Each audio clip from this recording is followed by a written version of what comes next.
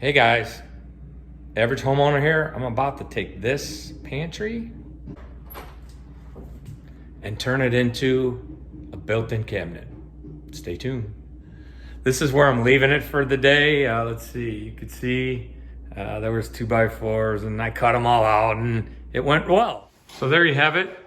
It's a 30-inch by 24 by 92, I think, IKEA cabinet, kitchen cabinet. First, I built the base to set it up to get it to above the molding.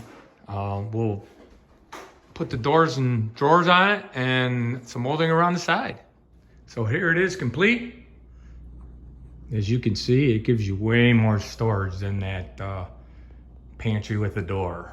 Once again, one of our favorite IKEA hacks we've ever done. Average Homeowner. Till the next time.